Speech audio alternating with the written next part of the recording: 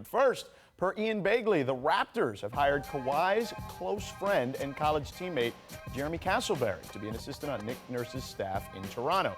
Castleberry previously served as an assistant video coordinator on the Spurs staff, and Woj reports, however, that Los Angeles is still Kawhi's preferred destination this coming summer. So, Tim, smart move by the Raptors, hiring Castleberry? Yeah, definitely a smart move, a move that has no downside that I can see. It can only help. They want to make Kawhi as comfortable as possible. My question is, though, do they need to convince Kawhi Leonard to stay in Toronto, or do they need to convince Uncle Dennis that the Raptors could be a long-term fit for him? Yeah. Uncle Dennis lives about 8 miles away from me. I've yet to run into him.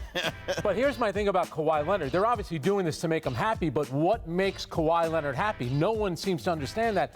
He was a Finals MVP in San Antonio. They seem to build the entire organization around him, and he still wanted to leave. So it can hurt. I'm just not sure how much it's going to help. Well, but here's the thing. If Castleberry is his friend, he may know what makes Kawhi happy, so why not put someone on the staff that can make him do that? And he's been elevated from video coordinator to assistant, which shows Kawhi, hey, look, we're willing to put your guy on our staff, give him an opportunity to excel at his own position. So I think it's a win-win, as you guys pointed out. There's no downside.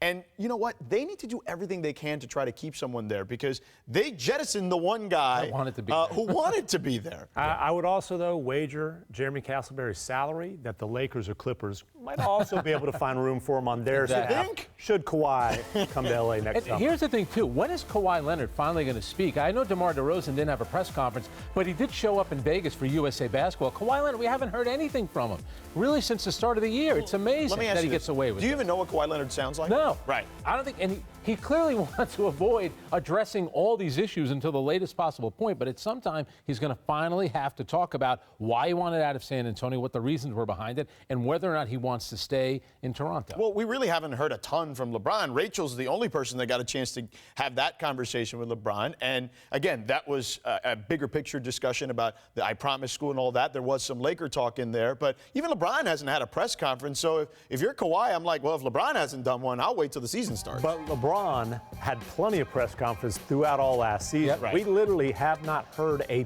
peep from Kawhi Leonard since what? January? Since whenever the last time he played. When he said he wanted to be a Spur for life, right? Remember that? Exactly. But why is he okay with everyone speaking for him? That's the part I don't understand. I mean, no matter how you slice it, they've handled this really poorly. I'm talking about Kawhi Leonard's camp. Yeah. So why wouldn't you want to be, at least LeBron, to his credit, he controls things. He wanted to speak in Akron at the school. That was his setup. Kawhi Leonard doesn't want to do anything like this. Instead, everyone speaks for him, and I think they've mishandled this thing from start to finish. Agree wholeheartedly. No, look, I don't claim to know Kawhi at all, actually, but I did read that GQ article that was about him last year, I think it was, where it just talks about how simple he is, right? He lives with mom. He lives upstairs. Mom lives downstairs in their townhouse or condo or whatever. He still drives the same Chevy Tahoe that he drove, back in college or whatever. He's just a simple dude, and I think that he likes the fact that other people can handle stuff for him. I think that's the one thing clearly we can say that he likes. And don't you think, too, when you look at that statement that he came out with,